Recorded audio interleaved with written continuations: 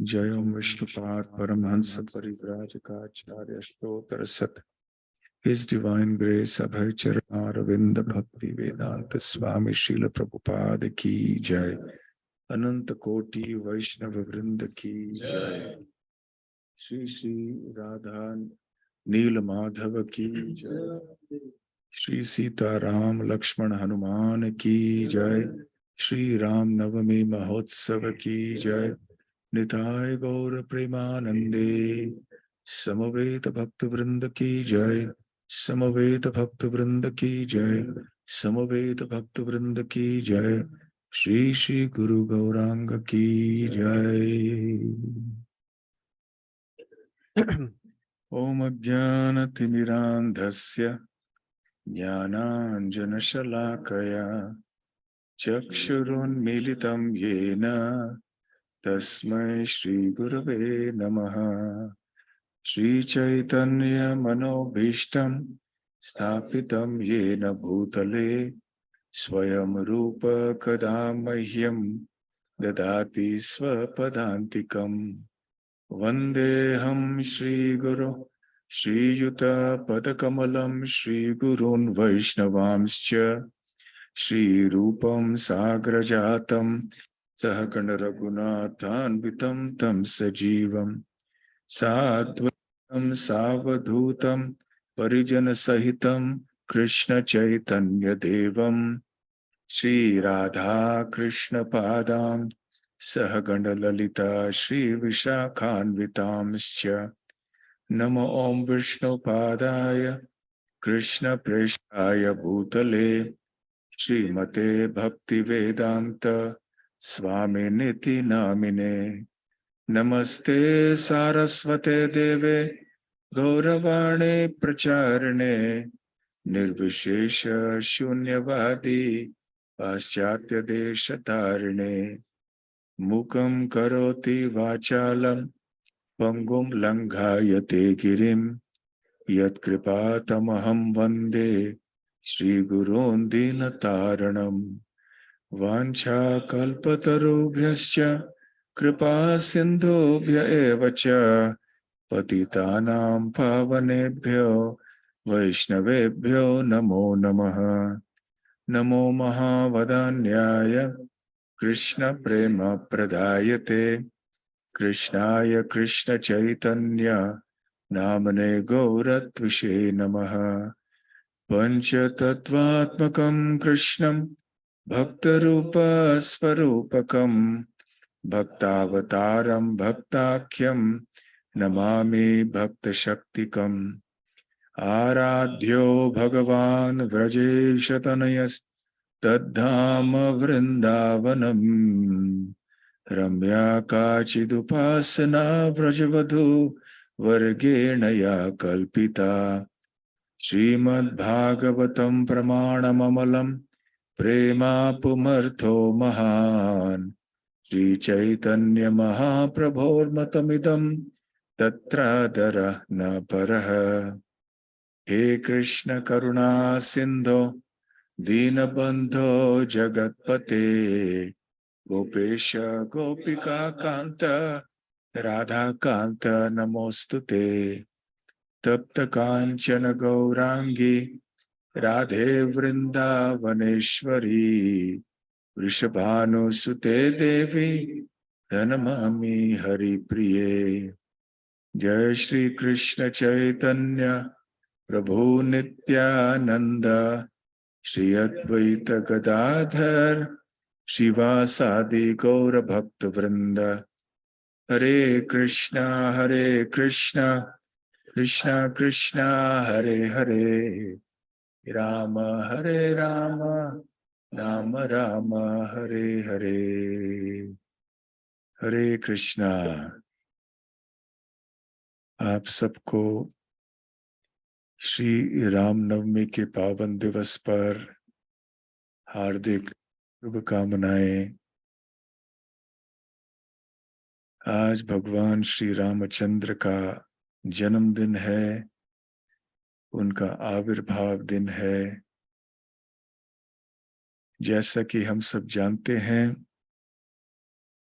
भगवान श्री कृष्ण भगवद गीता में बताते हैं, जन्म कर्म च मे दिव्यम एवं यो वेति तत्वतः त्यक्त्वा देहम पुनर्जन्म नैति मामेति सोऽर्जुन।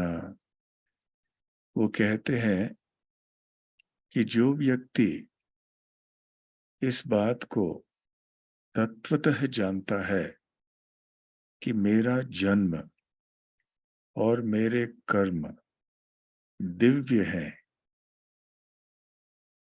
इस भौतिक संसार से इनका कोई संबंध नहीं है, वो पुनर्जन्म प्राप्त नहीं करता,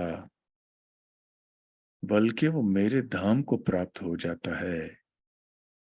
शाश्वत जीवन, भगवान की लीला में प्रवेश, मृत्यु पे विजय, भगवान का सानिध्य, ये सारी चीजें प्राप्त हो जाती हैं ये जानकर कि भगवान का जन्म और भगवान के कार्य दिव्य हैं। परंतु कैसे जान लेना चाहिए इनको? तत्वतः, मनमाने ढंग से नहीं, तत्वतः, शास्त्रों के आधार पर, गुरु साधु शास्त्र के अनुसार ये स्पष्ट ज्ञान हमें होना चाहिए। तो श्री राम श्री कृष्ण के अवतार हैं, तो जो बातें श्री कृष्ण के लिए लागू होती हैं वो श्री रामचंद्र के लिए भी लागू होती है। तो जब श्री कृष्ण कहते हैं जन्म कर्म चमे दिव्यम, तो ये श्री राम के लिए भी है। तो श्री राम का जन्म, श्री राम के कर्म, ये सब दिव्य हैं। दिव्य अर्थात उनका जन्म और उनके कर्म हमारे जन्म और कर्मों की तरह नहीं है। हमारा जन्म कैसे होता है? हम बाध्य होते हैं जन्म लेने के लिए। हमारे पूर्व जन्मों के हम पूर्व जन्म के कर्मों के अनुसार हमें एक अमुक प्रकार के योनि में अमुक प्रकार के कोई माता पिता आदि मिल जाते हैं, एक विशेष कोई परिस्थिति प्राप्त हो जाती है और फिर हमें जन्म लेने के बाद सुख दुख भोगना पड़ता है हमारे कर्मों के अनुसार, हमारे प्रारब्ध के अनुसार। प्रारब्ध क्या है? हमारे पूर्व जन्मों के कर्मों के फल, उसे प्रारब्ध कहते हैं। कभी भाग्य कहते हैं, नसीब, किस्मत, फेट, डेस्टिनी। और जब जन्म होता है तो ये कोई आनंद का काम नहीं होता। जन्म लेने के बाद सबको आनंद आ जाता है, लेकिन जन्म लेते समय बच्चे को कितना कष्ट होता है, माँ को कितना कष्ट होता है। हम सबको इसका अनुभव है, परंतु हम भूल चुके हैं। आप में से कितने भक्तों को याद है जब आपने जन्म लिया था? जन्म लेने के जो क्षण हैं, कितने भक्तों को याद है? याद है किसी को? याद है? नहीं। परंतु ये बहुत कष्टदायक समय था माँ के लिए भी। आप में से जो माताएं हैं, आपने जो जन्म दिए बच्चों को, आप जानते हैं कि जो जन्म देने की पद्धति है वो कष्ट से, दर्द से भरी हुई है। अंग्रेजी में इसे लेबर पेन कहते हैं। जब बच्चे को जन्म दिया जाता है तो उसे बहुत दर्द होता है। लेबर प्लेजर नहीं कहते। बच्चे को जन्म देते समय कभी भी माँ प्रसन्न होके, हंसमुख होके बच्चे को जन्म नहीं देती है। बराबर है ना, जो माताएं यहाँ पे है। लेकिन बाद में अच्छा लगता है कि हाँ जन्म हो गया, लेकिन जन्म का समय बहुत कठिन होता है। परंतु भगवान का जन्म ऐसे नहीं होता है। और भगवान जब जन्म लेते हैं, तथा कथित जन्म लेते हैं, इसलिए उनके जन्म को आविर्भाव कहते हैं, तथाकथित जन्म। फिर उसके बाद में जो कार्य करते हैं वो भी दिव्य होते हैं। हम लोग जब कार्य करते हैं तो 3 गुणों के अधीन होकर करते हैं, सत्व गुण, रजोगुण, तमोगुण। जिस गुण के प्रभाव में हम हैं किसी क्षण पे, उस तरह के कार्य हम करते हैं। परंतु भगवान श्री कृष्ण 3 गुणों के अधीन नहीं है, वो 3 गुणों के परे हैं, त्रिगुणातीत हैं। इसलिए भगवान श्री कृष्ण के कार्यों को लीला कहते हैं। तो जितने भी अवतारों में भगवान प्रकट होते हैं वो प्रकट होके लीला करते हैं। कई ऐसे दुष्ट लोग होते हैं जो तरह तरह के गलत काम करके कहते हैं ये मेरी लीला है, अपने आप को अवतार कहलाते हैं और अवतार ऐसे अपने आप को घोषित करने के बाद फिर अपने गलत काम के लिए वो ऐसे बहाना बनाते हैं कि मैं अवतार हूं और ये सब मेरी लीला है। परंतु ऐसे लीला बद्ध जीव के लिए नहीं है, ये केवल भगवान के लिए है और भगवान के उन भक्तों के लिए है जो कि शुद्ध पूरी तरह से 100% बन चुके हैं और जो भगवान के पार्षद हैं। तो श्री रामचंद्र ऐसे प्रकट हुए। आज की तिथि कौन सी है, कोई बता सकते हैं? हाँ, तिथि तिथि अच्छा, संपूर्ण नहीं, केवल महीना चैत्र शुक्ल नवमी। चैत्र मास के शुक्ल पक्ष की नवमी तिथि है। और इस तिथि पर भगवान ने श्री रामचंद्र के रूप में जन्म लिया था वृंदावन में। अयोध्या, हाँ, गलती हो गई। ये देखना चाहते थे कि कोई सो रहे हैं कि नहीं सो रहे हैं, नहीं तो लोग हाँ हाँ हाँ हाँ मिलाते जाते हैं। हाँ, वृंदावन में भगवान श्री कृष्ण के रूप में प्रकट हुए, परंतु श्री राम के रूप में प्रकट हुए अयोध्या में। तो हमने सोचा कि आज सुबह और शाम हम आपको अयोध्या की यात्रा में ले जाएंगे। आप सोचेंगे कैसे जाएंगे इतनी दूर, धारवाड़ से ट्रेन में बैठेंगे, फ्लाइट भी हुबली से लेंगे तो बहुत समय लगेगा, कैसे यात्रा हो जाएगी सबके लिए। परंतु भगवान की लीलाओं के संबंध में स्थान और काल की कोई सीमा नहीं है। श्रील प्रभुपाद ये बार बार समझाते हैं कि जहां पर हम भगवान का स्मरण कर रहे होते हैं, जिस स्थान पे भगवान का गुणगान होता है, उनकी सेवा होती है, वही उनका धाम है। अवश्य जब हम वृंदावन जाते हैं, मथुरा, अयोध्या, जगन्नाथपुरी, ये सब भगवान के धाम है। जब वहां जाते हैं, धाम का प्रभाव का अनुभव करते हैं और हृदय में परिवर्तन होता है। जैसे ही धाम के परिसर में हम प्रवेश करते हैं, तुरंत हम अनुभव करने लगते हैं कि कुछ परिवर्तन हो रहा है हृदय में। ये है भगवान के धाम का प्रभाव। वही धाम भगवान प्रकट कराते हैं किसी भी स्थान में। देखिए, ये पृथ्वी लोक के ऊपर धाम है, वृंदावन धाम, अयोध्या धाम। वैसे तो ये भगवान के आध्यात्मिक जगत में होते हैं, परंतु जब भगवान श्री कृष्ण, भगवान श्री राम इत्यादि अवतीर्ण होते हैं अर्थात उतर के आते हैं उनके धाम से, यहाँ भौतिक जगत में पृथ्वी लोक के ऊपर अवतरति इति अवतारः, अवतीर्ण होकर उतर के जब आते हैं तो अपने धाम को भी साथ में लेकर आते हैं। वो धाम को प्रकट कराते हैं पृथ्वी लोक पर। तो इसलिए भगवान के लिए कोई सीमा नहीं है, किसी भी बात का बंधन नहीं है। अपने धाम को वो यह प्रकट करा सकते हैं।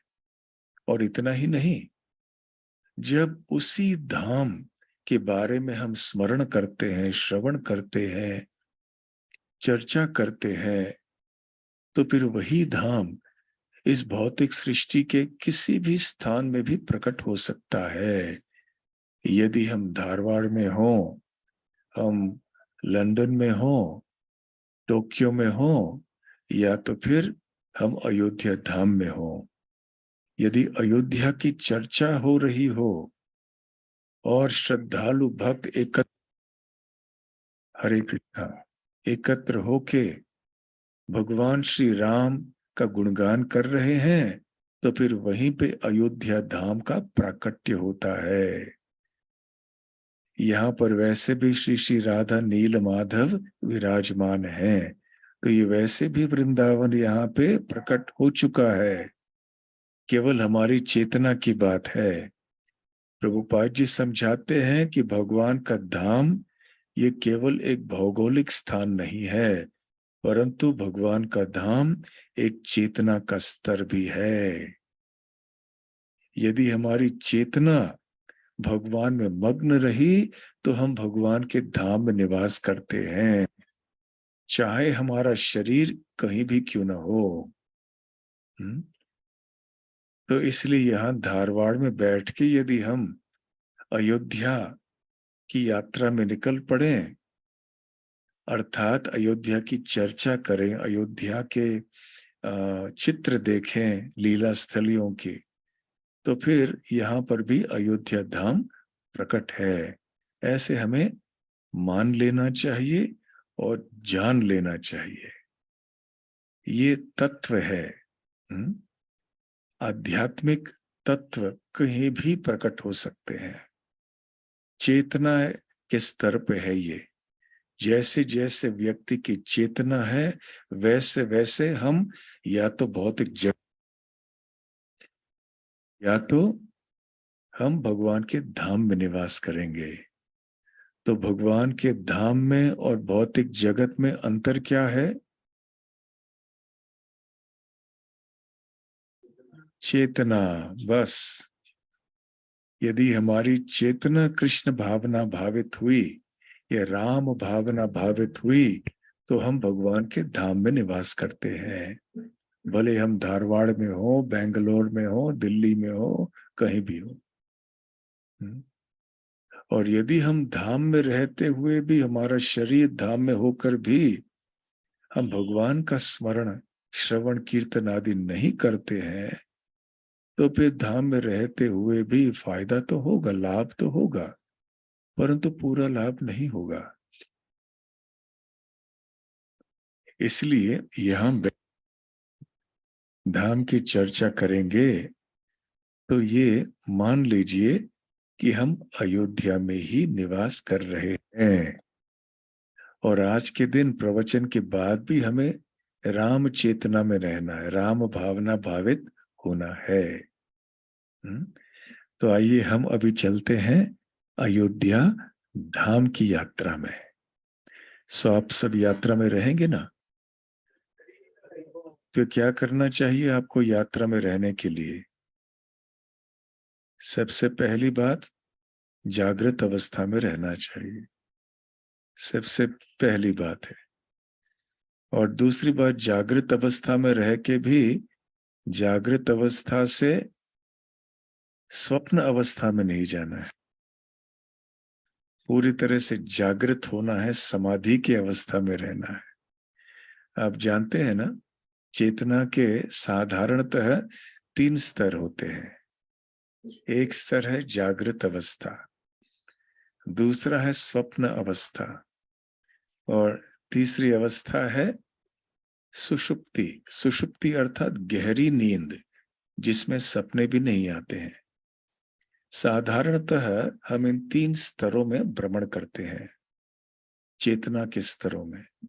परंतु एक चौथा स्तर है जिसको समाधि या तुरिया कहते हैं। समाधि का अर्थ है कि हम भगवान के लीलाओं में, भगवान के नाम में, भगवान की कथाओं में इत्यादि हम मग्न रहते हैं। तो जब हम भगवान के ध्यान में रहते हैं, हम समाधि में स्थित होते हैं। जब भगवान का ध्यान हट जाता है समाधि से, हम बाहर फिर से भौतिक जगत में आ जाते हैं। यहाँ राजमार्ग पे सूचनाएं होती हैं, ध्यान हटी दुर्घटना घटी। ऐसे देखा आपने? जो गाड़ी चला रहे होते हैं, गाड़ी चलाते चलाते ध्यान हट गई, एक क्षण के लिए भी दुर्घटना हो सकती है। उसी प्रकार से भौतिक जगत में रहते हुए जब हम भगवान के ऊपर ध्यान कर रहे होते हैं, सुन रहे होते हैं इत्यादि, तो हमारे ध्यान वहां से हटी तो दुर्घटना घट सकती है ना? तो इसलिए जब हम इस यात्रा में जाएंगे तो हम सब ध्यान करेंगे। आप सब वो चित्र देख सकते हैं ऊपर, कि खंबा बीच में आ रहा है थोड़े भक्तों के लिए। हाँ, हरे कृष्णा।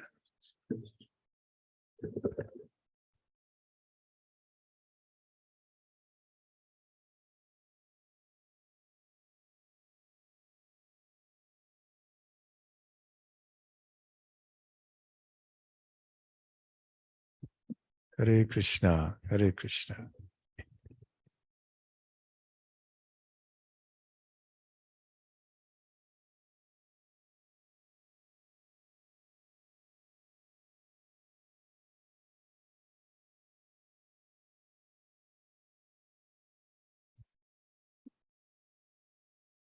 आप में से जो वीडियो ले रहे हैं, याद रखिए, जब ऐसे कोई चित्र आदि दिखाए जाते हैं तो केवल प्रवक्ता के ऊपर वीडियो नहीं रखना है, चित्रों को भी दिखाना है।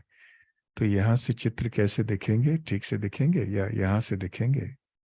कंप्यूटर से दिखाओगे? हम्म, ठीक है, लेकिन हाँ ठीक है। तो अयोध्या का नाम सबने सुना है।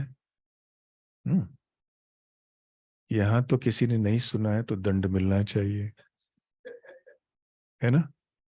भारत में जन्म लेने के बाद यदि हमने वृंदावन, अयोध्या, इनका नाम नहीं सुना है तो फिर क्या लाभ? अयोध्या शब्द का अर्थ क्या है, ये नहीं जानेंगे तो दंड नहीं मिलेगा, डरिए मत। लेकिन अयोध्या शब्द का अर्थ बताइए। हाँ,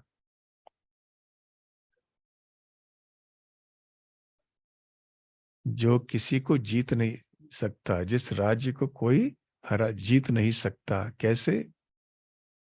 युद्ध, युद्ध से योध्य, अयोध्य जिसके विरोध में युद्ध नहीं किया जा सकता, अर्थात करने से भी हमारा प्रयास निष्फल रहेगा, क्योंकि ये अयोध्या ध्यान बहुत शक्तिशाली है। वैसे तो ये प्रभु ये भौतिक जगत में नहीं है अयोध्या, या वृंदावन, पुरी, मायापुर इत्यादि।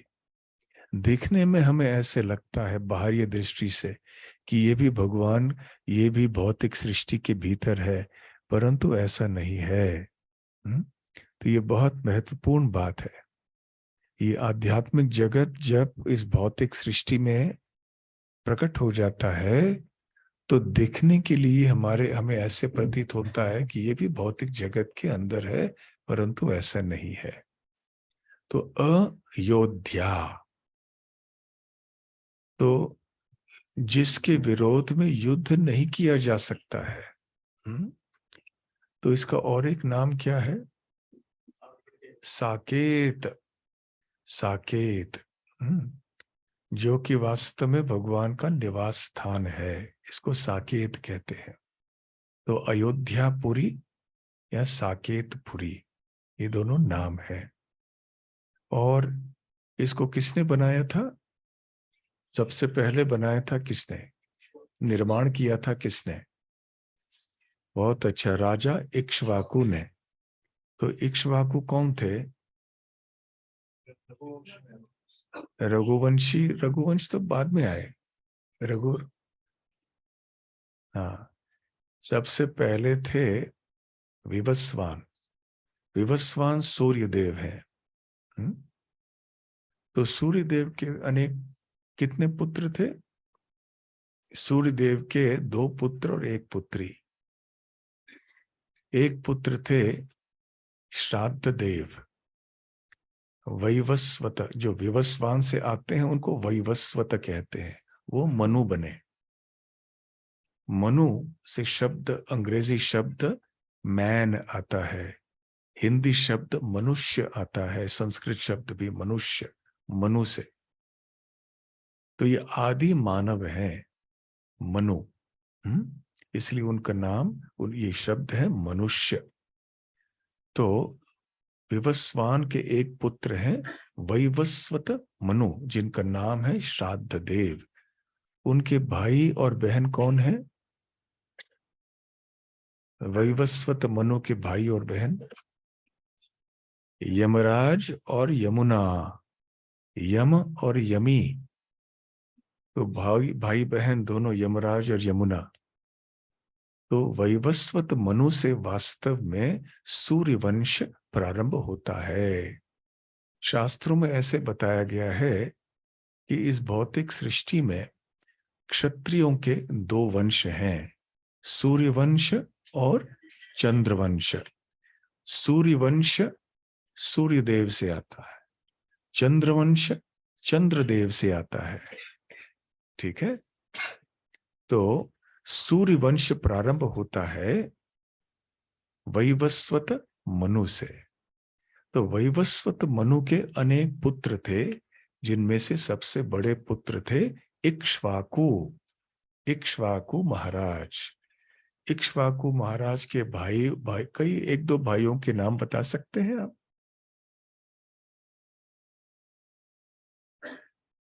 नभग। नभग का नाम सुना है? नभग के पुत्र थे नाभाग। नाभाग के पुत्र थे अम्बरीश महाराज।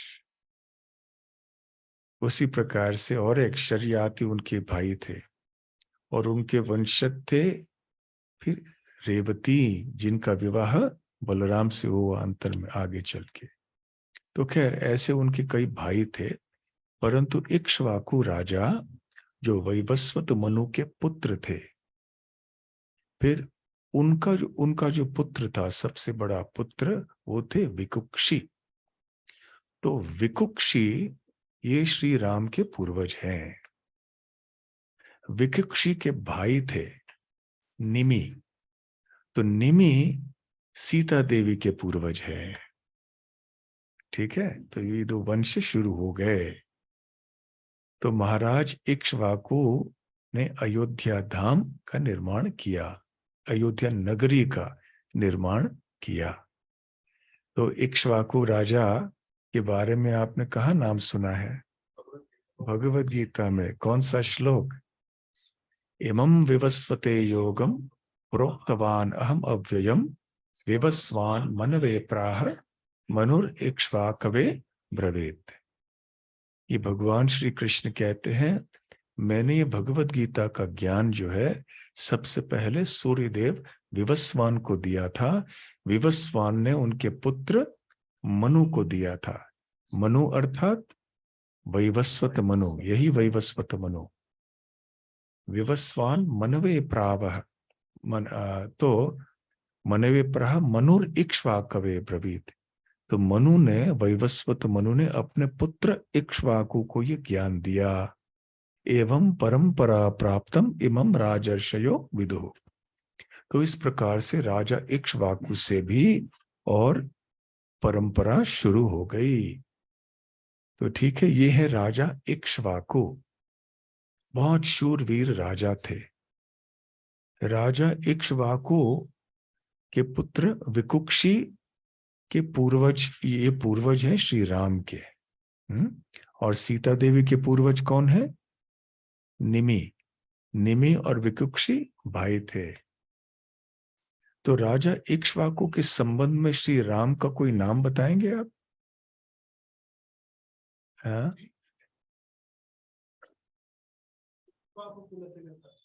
इक्ष्वाकु कुल तिलक, वाह सुंदर।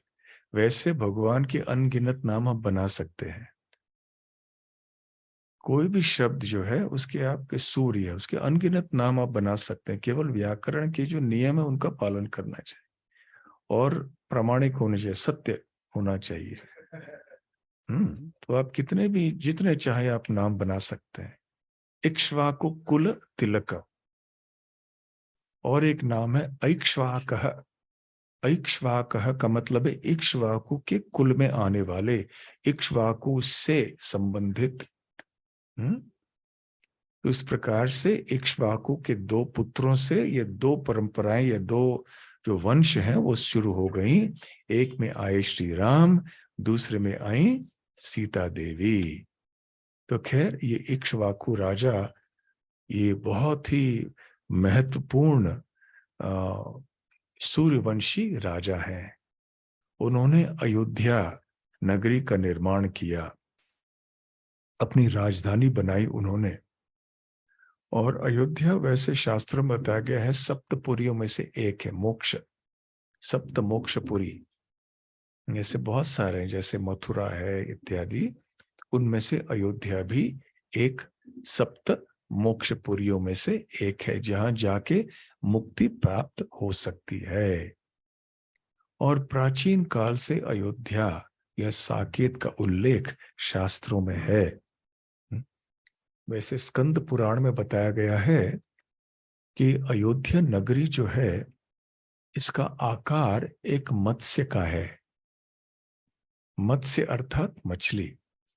और ये अयोध्या नगरी बैठी हुई है भगवान श्री कृष्ण के सुदर्शन चक्र के ऊपर, थोड़ी उठी हुई है। तो ऐसे स्कंद पुराण में वर्णन है।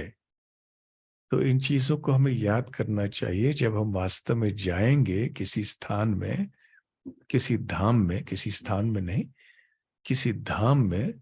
तो हमें ये सारी चीजें याद रखनी चाहिए कि भले हमारे आंखों के लिए ये धाम साधारण क्यों न लगे, परंतु शास्त्रों की दृष्टि से हमें देखना चाहिए। इसको कहते हैं शास्त्र चक्षु। साधारण दृष्टि से हमें नहीं देखना है, शास्त्रों की दृष्टि से देखना है। तो ये अयोध्या महात्म्य में कहा गया है। और बाहर से इसकी परिक्रमा की जाए तो 84 क्रोस की परिक्रमा है। तो इसकी बात हम अंत में करेंगे। वृंदावन में भी 84 कोस परिक्रमा है। तो ये 84 आंकड़ा जो है ये अब कई बार हम देखेंगे। जब वाल्मीकि जी अपने रामायण में कथा प्रारंभ करते हैं, लवकुश ये रामायण सुनाते हैं, श्री राम भी सभा में उपस्थित होते हैं। वो भी अपने दो पुत्रों से राम कथा सुनते हैं, बड़े ध्यान से सुनते हैं। भगवान भले सुने अपनी कथा को, उनको आनंद आता है, परंतु हमें अपनी कथाएं नहीं सुननी चाहिए। राम ने भी अपनी कथाएं सुनी, राम का भी गुणगान किसी ने किया, तो हमारा गुणगान की किसी गुणगान भी किसी को करना चाहिए, हमें भी सुनना है नहीं। अपनी प्रशंसा सुन के भक्त को खराब लगना चाहिए, सुनने की इच्छा नहीं होनी चाहिए, ये विष जैसे प्रतीत होना चाहिए। यद्यपि बद्ध अवस्था ऐसी है कि हमें अपनी प्रशंसा अमृत तुल्य दिखाई सुनाई पड़ती है, परंतु हमें अपनी प्रशंसा कभी सुननी नहीं चाहिए। भगवान की प्रशंसा, भगवान के भक्तों की प्रशंसा अवश्य सुननी चाहिए। तो भगवान श्री राम स्वयं वहां थे, तो लव कुश ने, जो उनके पुत्र हैं, और उस समय श्री राम को पता नहीं था कि ये उनके दो पुत्र हैं। तो लव कुश जो कि वाल्मीकि के शिष्य थे, जिनको वाल्मीकि मुनि ने सारा रामायण सिखा लिया था, सारे 24,000 श्लोकों को कंठस्थ करवाया था।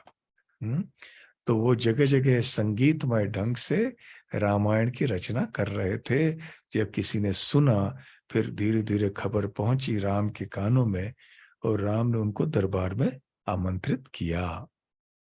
तो उनकी प्रारंभ में ही कथा कीर्तन के प्रारंभ में उन्होंने अयोध्या नगरी का वर्णन किया, काफी विस्तार में किया वर्णन। हमारे लिए भी श्रवणीय है, परंतु आज संपूर्ण कथा तो नहीं कर सकते, क्योंकि हमें अनेक स्थानों में भ्रमण करना है। और हमारे पास केवल आज सुबह और आज शाम का समय है। परंतु इतना कहना पर्याप्त है कि लव और कुश कहते हैं कि एक समय ये नगरी है, अयोध्या नगरी, और ये दिव्य है, बहुत सुंदर है, बहुत विशाल नगरी है। इसकी सड़कें बहुत चौड़ी हैं, बहुत लंबी हैं, बहुत अच्छी तरह से ये अयोध्या शहर बनाया गया है। और इसमें जो बड़े बड़े हाथी जो हैं, वो सुगंधित जल छिड़कते हैं सड़कों में। तो इसलिए जब कोई भी अयोध्या के सड़कों में जाता है तो उसे सब जगह सुगंध प्राप्त होता है। आजकल के आधुनिक सड़कों में क्या सूंघने को मिलता है? जो गाड़ियां अपना धुआं निकालती हैं, प्रदूषण, वही बस सूंघने को मिलता है, जिससे तरह तरह के फेफड़ों में बीमारियां आदि हो जाती है। और वहां पे यद्यपि इतना बड़ा शहर था, नगर था अयोध्या, फिर भी वहां पे तरह तरह के पक्षी, तरह तरह के वृक्ष, फूल, इनका भी सुगंध, इनका भी सौंदर्य दिखाई पड़ता था। तो पक्षियों की कूंजने की ध्वनि सुनाई पड़ती थी। इस तरह से बहुत ही विस्तार में लव और कुश एक वर्णन करते हैं कि अयोध्या नगरी किस प्रकार से हुई होगी। हम केवल कल्पना मात्र कर सकते हैं इन वर्णनों को सुन के। तो खैर, इस प्रकार से अयोध्या का स्थान है भगवान श्री राम का स्थान। श्री राम का जन्म वहां हुआ है और श्री राम की लीलाएं भी अनेक वहां पर हुई। यद्यपि श्री राम अयोध्या के बाहर भी कितने सालों तक रहे? वनवास में 14 वर्षों तक रहे। परंतु अच्छा, आप ये बता सकते हैं कि किस आयु में वनवास के लिए निकले श्री राम?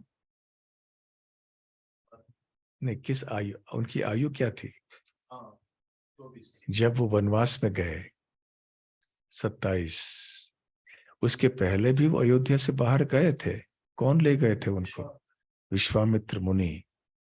इसके पीछे भी एक कारण था। कारण क्या था? कि उनको विवाह करना था सीता देवी के साथ, और उनके भाइयों का भी विवाह होना था। तो ये भी एक लीला थी भगवान की। विश्वामित्र मुनि इसके लिए निमित्त बने। परंतु वनवास में जाते समय उनकी आयु 27 थी। कितने सालों तक रहे वनवास में? नहीं, 14 साल तक रहे। तो जब वापस आए 41 उनकी आयु थी। और उसके बाद कितने सालों तक राज्य किया? 11,000 साल। 11,000 सालों तक श्री राम ने अयोध्या में राज्य किया, राम राज्य। और वैसे उस समय भी जब लव कुश वर्णन करते हैं, वो बताते हैं कि किस प्रकार वहां सारे जो भी नागरिक थे, प्रजा थी, वो सारे के सारे पूरी तरह से संतुष्ट थे। राम राज्य राम के समय से ही शुरू हुआ, बल्कि राम के आविर्भाव के पहले से ही शुरू हो गया दशरथ महाराज के साथ, बल्कि उससे पहले भी। तो अभी श्री राम जब आए तो 11,000 सालों तक रहे। और वाल्मीकि मुनि ने कब रामायण की रचना की? श्री राम के जन्म के पहले, या श्री राम के होते हुए, या श्री राम के तिरुभाव के बाद? होते हुए। कैसे बता सकते हैं ये? हाँ, लव कुश आए हैं और श्री राम वहां हैं। और इस समय श्री राम अभी अयोध्या वनवास में जा चुके हैं या लौट के आए हैं? कैसे बोल सकते हैं ये? लव कुश कहाँ से आ गए? है ना? जब वनवास में गए तब लव कुश का जन्म नहीं हुआ था। तो श्री राम गए 14 वर्षों के लिए, फिर लौट के आए, फिर लव कुश का जन्म हुआ, फिर सीता देवी चली गई, वाल्मीकि मुनि के आश्रम में रही, जहाँ के लव कुश का जन्म वहां हुआ था।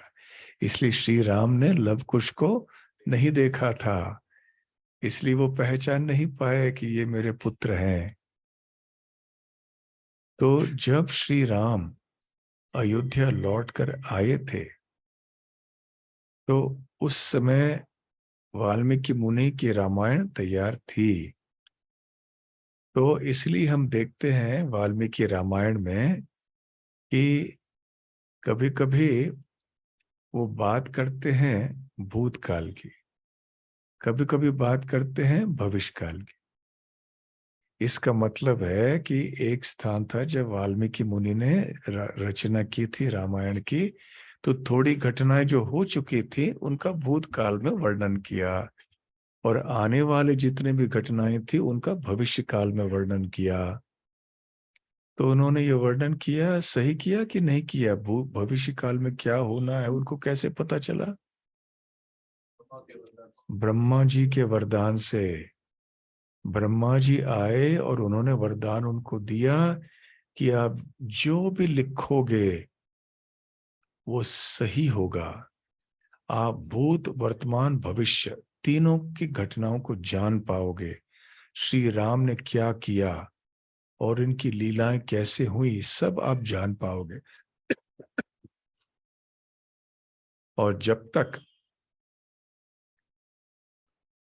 यहाँ पे नदियां रहेंगी, पहाड़ रहेंगे, समुद्र रहेंगे, तब तक आपकी रचना जो है ये विद्यमान रहेगी।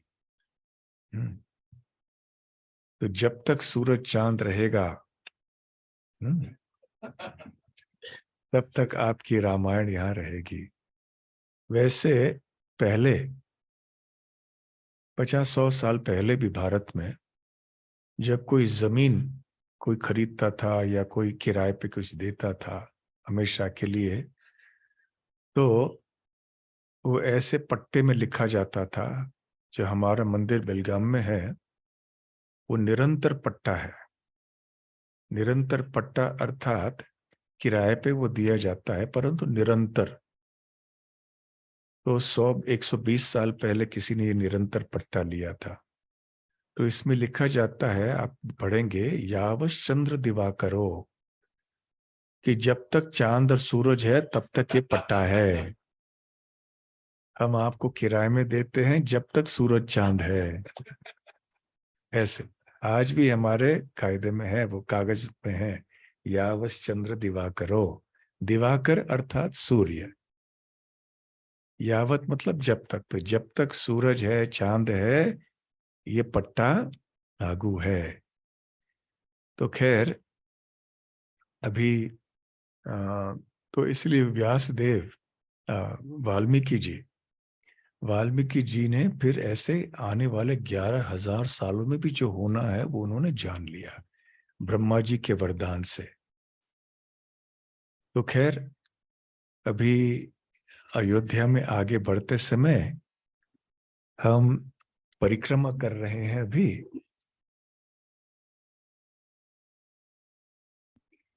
तो ऐसे बताया जाता है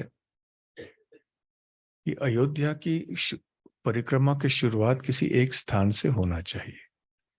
हम जब वृंदावन जाते हैं या व्रजमंडल परिक्रमा करते हैं तो ऐसे बताया जाता है कि मथुरा में केशव जी के यहाँ से शुरू करना चाहिए प्रार्थना। हम्म, शिव जी का आदेश लेना है, उनकी कृपा लेनी है और वहां से फिर शुरू करना है। वैसे भी हर एक धाम में यात्रा के लिए कोई नियम होते हैं। इसी तरह से अयोध्या धाम की यात्रा, आप में से कितने भक्त अयोध्या गए हैं? हाथ ऊपर कीजिए। कितने भक्त गए? 1, 2, 3, बस। अच्छी बात है। तो आज हम जाएंगे अयोध्या। तो आज के बाद यदि आपको किसी कोई पूछे कि अयोध्या धाम गए हैं कितने भक्त, सब लोग हाथ ऊपर कर सकते हैं। आई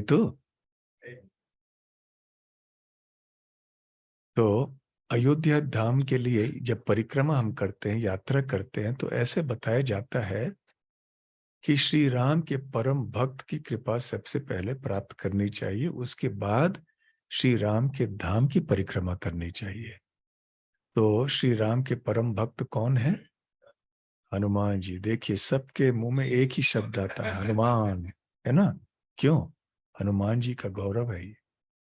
हनुमान जी कितने महान भक्त हैं। देखिए आपको सोचना नहीं पड़ा, जब हम हनुमान जी के कितने भक्त हैं, परंतु जब हमने परम भक्त कहा तो तुरंत सबके मन में एक ही नाम आया, सीता देवी का नाम भी नहीं आया, है कि नहीं? हालांकि सीता देवी का संबंध श्री राम से कितना निकट है, श्री राम की पत्नी है, फिर भी नाम आया हनुमान जी का। तो हनुमान जी की कृपा प्राप्त करनी है, और एक स्थान है जिसका नाम है हनुमान गढ़ी। पहले दिखाइए, हनुमान गढ़ी। इस स्थान में हमें पहले जाना है। सबसे पहले वहां जाके हनुमान गढ़ी में हमें हनुमान जी को प्रणाम करना है। और ये चित्र दिखाइए, हनुमान गढ़ी का चित्र।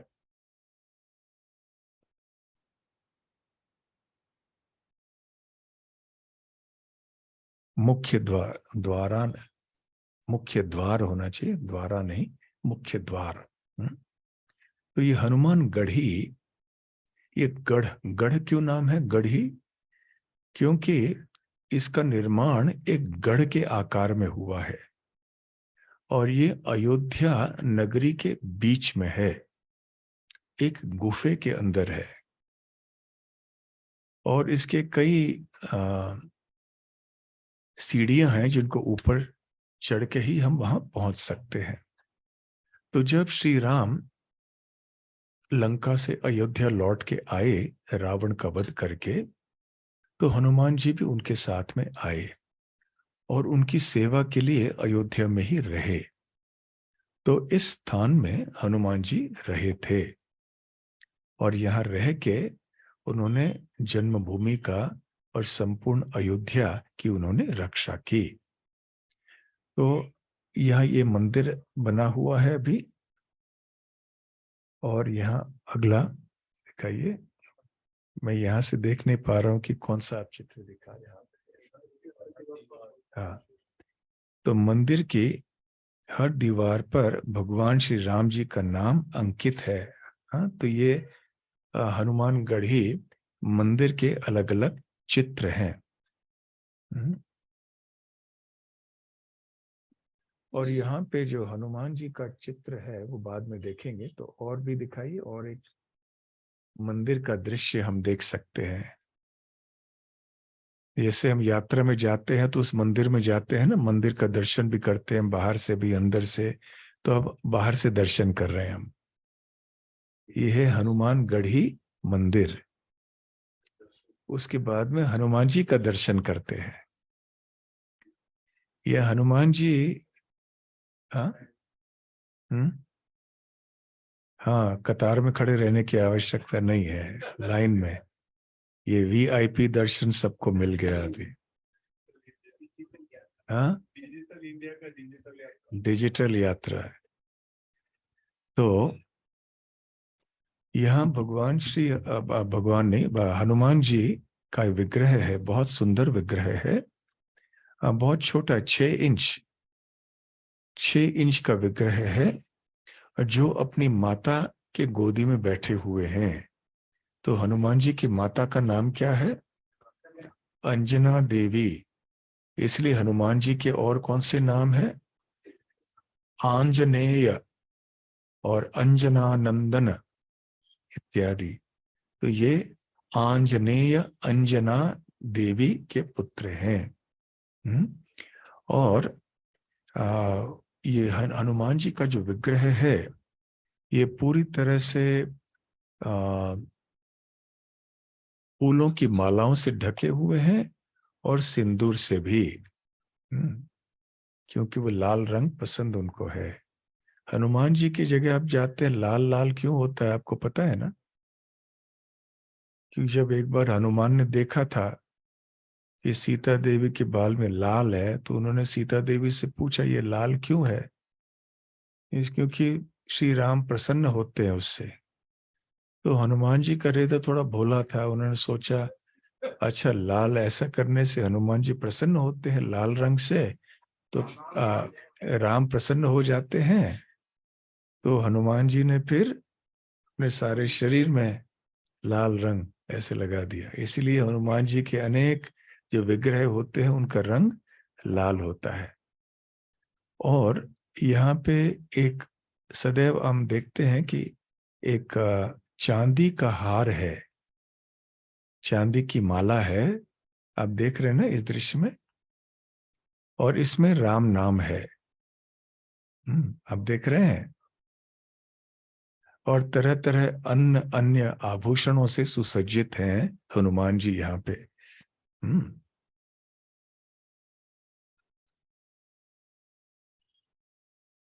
और साथ साथ में यहाँ पर सीता देवी और सीता राम लक्ष्मण के विग्रह भी हैं, बहुत सुंदर हैं। और इनके पीछे नरसिंह देव भगवान का विग्रह है। वो चित्र हमें नहीं मिल पाया, नहीं तो वो भी हम दिखाते थे आपको। और मंदिर के अंदर अच्छा सीताराम लक्ष्मण जी का हम ये चित्र देख सकते हैं हनुमानगढ़ी में। आपने देख लिया ना? तो दर्शन अच्छी तरह से कर लीजिए।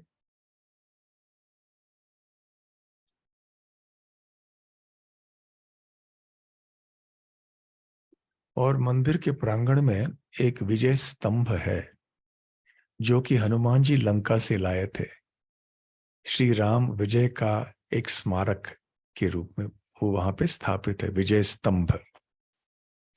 और यहाँ पर अगला वाला, यहाँ पे अखंड कीर्तन होता है। हनुमानगढ़ी के इस मंदिर में हनुमान जी के भक्त जो हैं वो या श्री राम के भक्त वो राम नाम का सतत कीर्तन करते हैं। हाँ, अच्छा अच्छा ठीक है। ब्राइटनेस थोड़ा बढ़ा दूं इसकी। ये है हनुमान गढ़ी, ठीक है। कितना सुंदर है देखिए मंदिर जी, मंदिर का आकार भी देखिए कितना अच्छा है। हम्म और सब जगह राम नाम अंकित है, आप देखेंगे। और जो हनुमान जी का विग्रह है, आप बहुत छोटा सा देख सकते हैं उनका चेहरा, लाल रंग का सिंदूर हनुमान जी का जो विग्रह है। हम्म क्योंकि सब फूल मालाओं से आभूषणों से ढका हुआ है उनका शरीर। सीता राम लक्ष्मण इनका भी विग्रह आपने देख लिया, भक्तों का विग्रह भी देख लिया।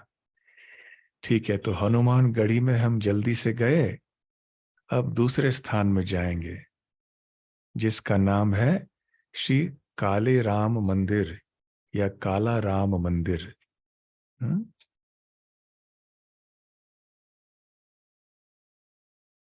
तो ये काले राम, काला राम क्यों है उनका नाम, काले राम या काला राम? क्योंकि एक शिला से बना हुआ है ये सारे विग्रह है। तो अगला दिखाइए।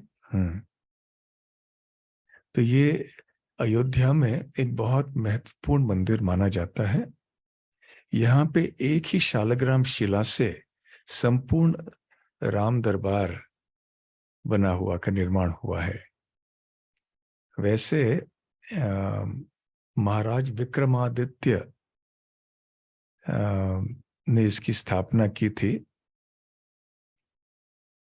और लेकिन जब फिर बाबर आया उस समय, तो बाबर के डर से, बाबर के जो भी लोग से सैनिक वगैरह थे, उनके आक्रमण के डर से, तो फिर वहां के जो पुजारी थे उन्होंने सरयू नदी में इन विग्रहों को छुपा लिया।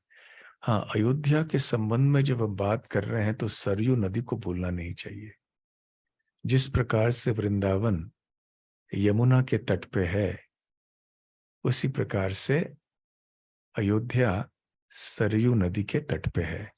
तो सरयू की चर्चा भी हम करेंगे। तो इस सरयू नदी में उन्होंने छुपा लिया विग्रहों को। और बाद में ऐसे का समय बीत गया, अनेक वर्ष बीत गए। फिर हुआ ये कि महाराष्ट्र का एक ब्राह्मण था, उसके सपने में श्री राम आए और उन्होंने बतलाया कि देखो, मैं अभी यहाँ सरयू नदी के जल में हूं, छुपा हुआ हूं, और ऐसे ऐसे हुआ था। तो इस प्रकार फिर जब वो उन्होंने ढूंढ लिया तो उनको पता चला कि वहां पे विग्रह थे। तो उन्होंने विग्रह निकाले बाहर और उनकी प्राण प्रतिष्ठा पुनः कर ली, और वहां एक मंदिर बना। और आज भी वही जो महाराष्ट्र के ब्राह्मण हैं, उनके वंशज यहाँ पर इस मंदिर में सेवा करते हैं।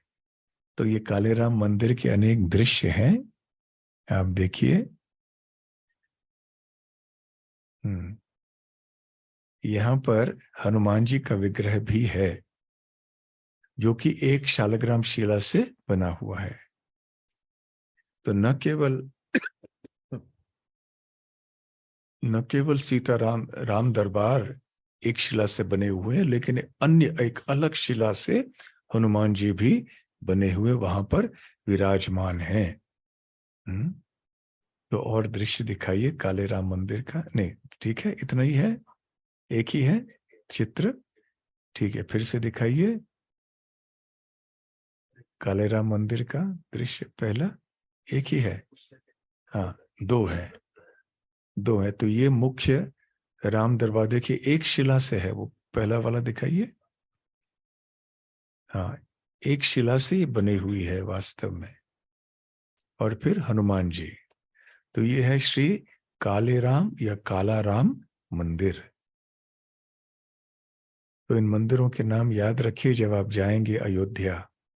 पहला स्थान कौन सा था? हनुमान गढ़ी। अब दूसरा स्थान काले राम या काला राम मंदिर। ठीक है, अब इसके बाद हम जाएंगे दशरथ महाराज के महल में। दशरथ महल। अच्छा, ये बताइए, दशरथ महाराज का नाम पहले से दशरथ था क्या?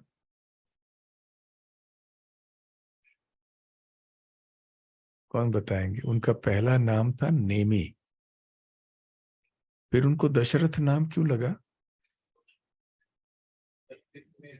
10 दिशाओं में, संस्कृत में 10 को दश कहते हैं ना, दश रथ। तो रथ को 10 दिशाओं में वो ले जा सकते थे।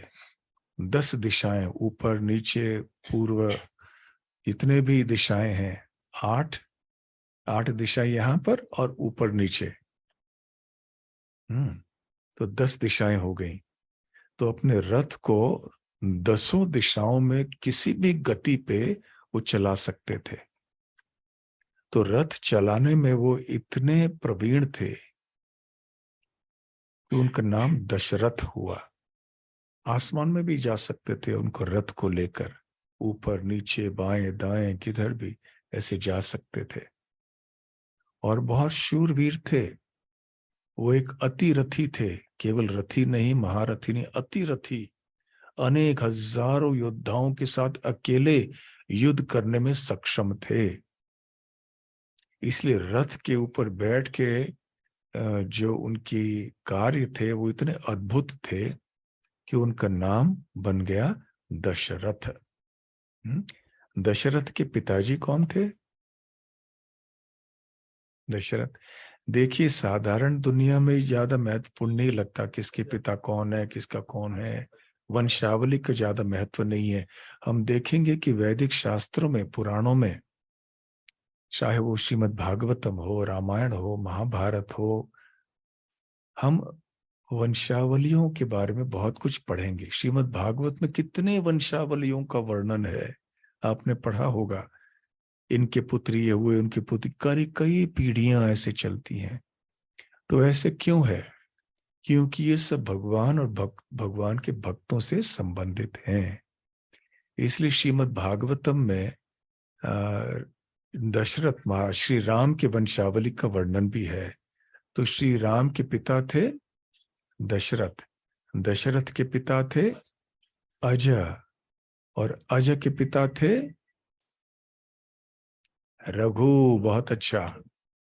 रघु, रघु भी बहुत बड़े योद्धा थे, शूरवीर थे, रथ चलाने में बहुत सक्षम थे, और इतने शूर थे, वीर थे, इसलिए बहुत महत्वपूर्ण राजा माने जाते हैं। इसलिए उनके बाद में आने वाले वंश, इसको रघुवंश कहते हैं। यद्यपि रघु बहुत बाद में आए, राजा इक्ष्वाकु के बहुत बाद में आए वो, परंतु ये वंश इक्ष्वाकु वंश से अधिक रघुवंश के नाम से प्रसिद्ध है ये, है ना। और श्री राम के भी बहुत सारे नाम हैं जो राजा रघु से संबंधित हैं। ऐसे आप नाम बता सकते हैं? राघव, फिर रघुवीर, रघुनंदन, फिर रघुपति, राघवेंद्र। ऐसे बहुत सारे नाम है। रघु कुल तिलक, आपने इक्ष्वाकु कुल तिलक बताया ना, तो अब क्यों नहीं रघु कुल तिलक? हो सकता है ना, और है भी ऐसे नाम। तो ऐसे बहुत सारे नाम रघु से हैं। ऐसे रघु के पिता, ऐसे करके इक्ष्वाकु तक जाते हैं। तो ये है दशरथ महाराज। दशरथ महाराज वैसे न केवल एक अतिरथी थे, वो एक बहुत बड़े ऋषि भी थे, राज ऋषि। बल्कि ऐसे बताया जाता है कि केवल राज ऋषि नहीं, वो प्राय महर्षि के स्तर में थे। तो आध्यात्मिक जीवन में भी बहुत आगे बढ़े हुए थे। तो पूर्व कालों में, जो वैदिक काल में अधिकांश राजा थे, वो राज ऋषि हुआ करते थे। राजा भी थे, ऋषि भी थे। तो राजा दशरथ के समय में भी कहा जाता है कि केवल उनके धार्मिकता के कारण सारा राज्य जो है वो, उसमें सब जगह मंगल फैला हुआ था। सारे प्रजा जो है वो बहुत संतुष्ट थी। जो, जैसे मैंने पहले कहा, जो राम राज्य है वो दशरथ महाराज और उनके पहले से भी प्रारंभ हो चुका था। तो दशरथ महाराज, हाँ ये अगला वाला दिखाइए। तो दशरथ महाराज जिस स्थान में रहते थे अपने परिवार सहित, वो है दशरथ महल। ये तो आधुनिक काल में बने हुए होंगे, पिछले कई शतकों पहले, कई सदियों पहले या शतक पहले बने होंगे। परंतु देखिए कितने सुंदर ढंग से भी उनको रखा है। आप देख रहे हैं ना। तो ये वही स्थान है जहां महाराज दशरथ रहते थे, और ये वही स्थान है जहां श्री राम और उनके भाइयों की बाल लीला हुई थी। श्री राम, श्री लक्ष्मण, श्री भरत और श्री शत्रुघ्न अपने अपने परिवारों के साथ यहाँ रहते थे दशरथ महल में। तो ये उनकी बाल लीलाओं का स्थान है। इसको बड़ा स्थान या बड़ी जगह भी कहा जाता है। तो थोड़े चित्र दिखाइए अभी आप दशरथ महल का। हाँ, अच्छा।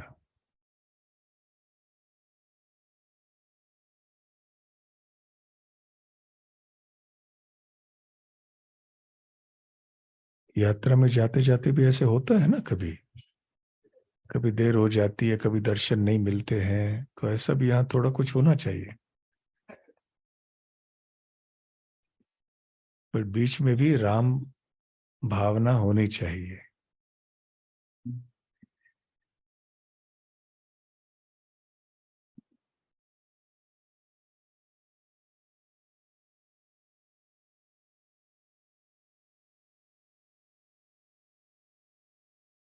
हो गया? हो गया, ठीक है। तो दशरथ महल, कौन सा दृश्य दिखा रहे हैं? पहला वाला नहीं, लेकिन उस कई चित्र है ना। हाँ, प्रवेश द्वार है, ठीक है। अगला दृश्य दिखाइए, अंदर जहाँ सिंहासन है, जहां पर विग्रह हैं, राम दरबार, दशरथ महाराज के विग्रह, दशरथ महाराज भी वहां पर हैं। देखिए कितना सुंदर है। प्राचीन काल की आकार आदि है, आप देख रहे हैं। और बीच में दशरथ महाराज हैं अपने परिवार के सदस्यों के साथ। ठीक है, आगे अगला, सीताराम लक्ष्मण के विग्रह दशरथ महल में। और फिर एक चित्र है वहां पे, महाराज दशरथ अपने 4 पुत्रों के साथ में।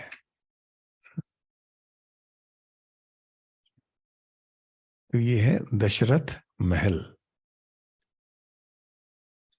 और यहाँ पे चित्र अनेक हैं, क्योंकि भगवान की बाल लीलाएं इस स्थान में हुई थीं, इसलिए इन चित्रों में हम देख सकते हैं कि कैसे श्री राम अपनी बाल लीला में माता कौशल्या के गोदी में हैं और वहां पे कुछ लीला कर रहे हैं।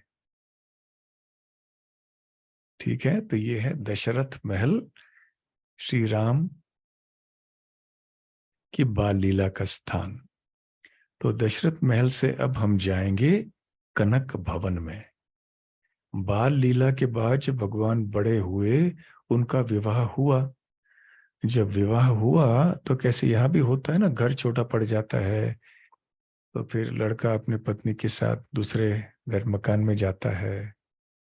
पहले एकत्र सब रहते हैं, तो उस समय उनको खरीद के कोई देते हैं घर, चलो वहां जाके रहो।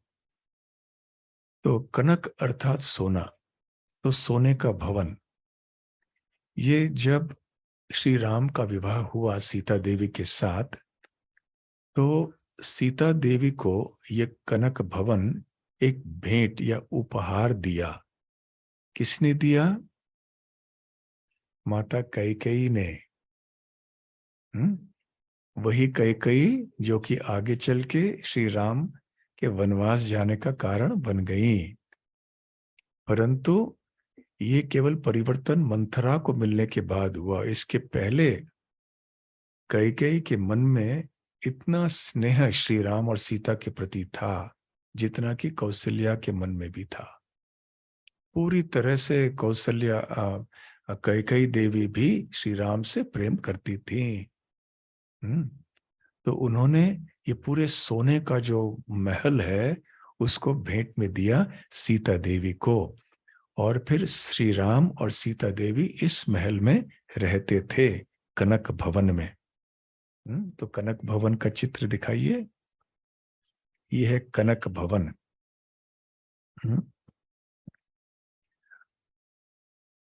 और यहाँ पे सीताराम के 3 विग्रह हैं।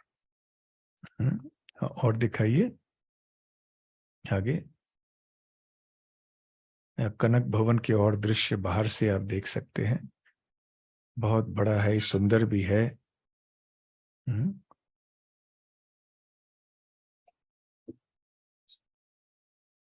अब आगे,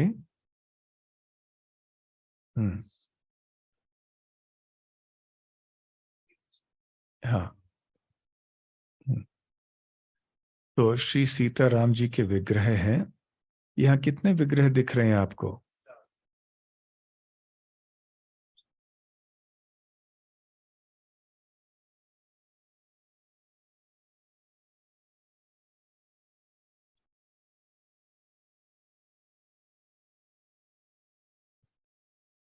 आगे और करिए,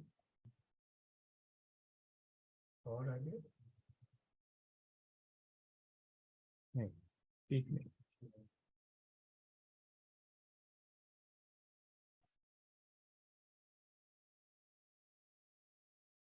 नहीं, केवल 4 आपको कैसे दिख रहे हैं?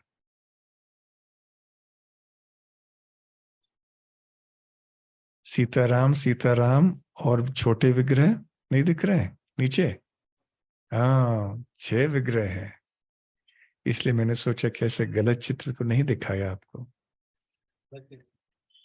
तो यहाँ सीताराम की 3 जोड़ियां हैं इस कनक भवन में। और ऐसे बताया जाता है, तो एक राजा थे, ये तो ज्यादा समय नहीं हुआ, उन्होंने ये इन विग्रहों की स्थापना की।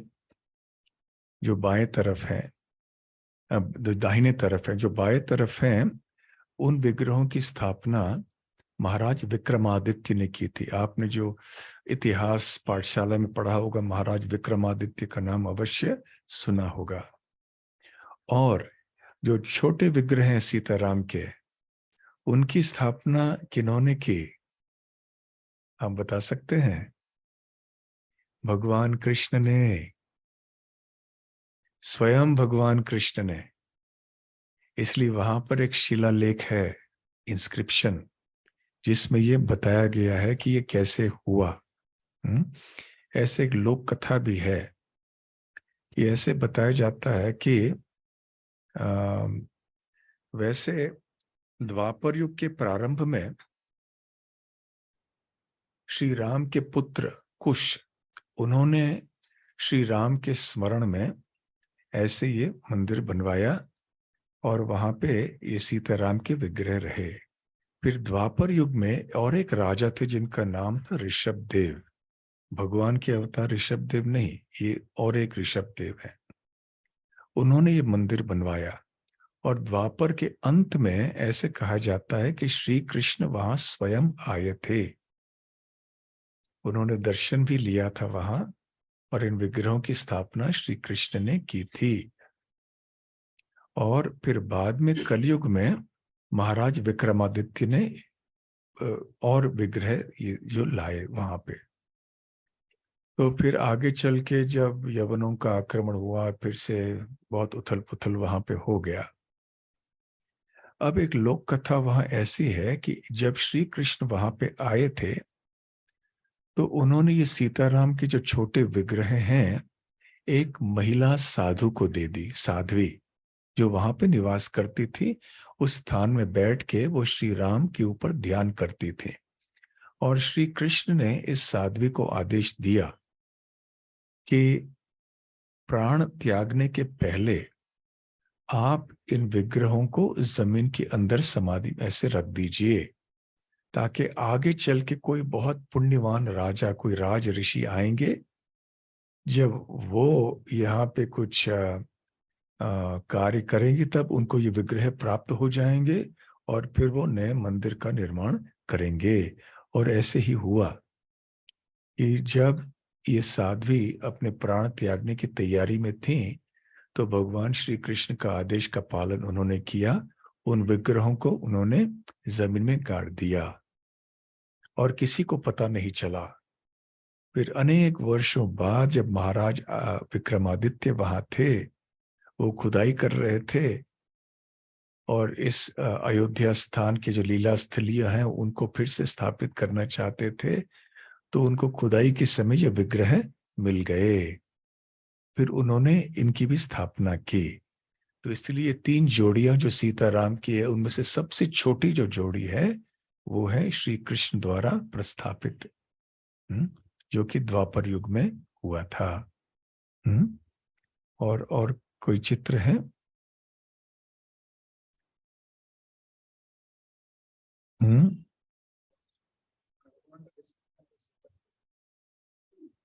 श्री राम, राम विवाह, भगवान राम का सीता के साथ विवाह, ये चित्र भी आप वहां पे पाएंगे अंदर कनक भवन में। देवगण भी फूलों की वृष्टि कर रहे हैं।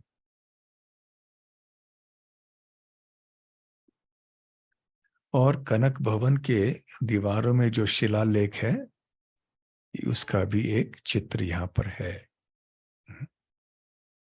ठीक है, तो आज अब 10 बजने को आए, 8:30 से 10 बजे की कथा थी। तो आज शाम को हम यात्रा को जारी रखेंगे और बहुत सारे स्थान हैं, कम से कम 13-15 स्थान और हैं जिनमें हमें जाना है यात्रा के लिए। तो शाम के समय कितने बजे होगा होगी कथा? होगा 6 बजे, 6:45 को। अच्छा, तो 6 से पौने 7 बजे अभिषेक और पौने 7 बजे कथा होगी ना। तो पौने 7 बजे से 8:15 बजे तक हम अयोध्या यात्रा जारी रखेंगे। तो अब तक हम अयोध्या में कौन सी जगह में गए हैं? हनुमानगढ़ी, काले राम मंदिर, दशरथ महल, कनक भवन। और अयोध्या की यात्रा पूर्ण नहीं होगी जब तक हम सरयू नदी में नहीं जाएंगे। तो शाम को सबसे पहले हम सरयू नदी का दर्शन करेंगे, सरयू नदी के बारे में सुनेंगे, और सरयू नदी के घाट में कितने सुंदर स्थान हैं वो सारे हम देखेंगे आज शाम को। श्री सीता राम लक्ष्मण हनुमान की जय। श्री राम नवमी महोत्सव की जय। श्री अयोध्या धाम की जय। श्रील प्रभुपाद की जय। गौर प्रेमानंदे। हरि हरि बोल। हरे कृष्णा।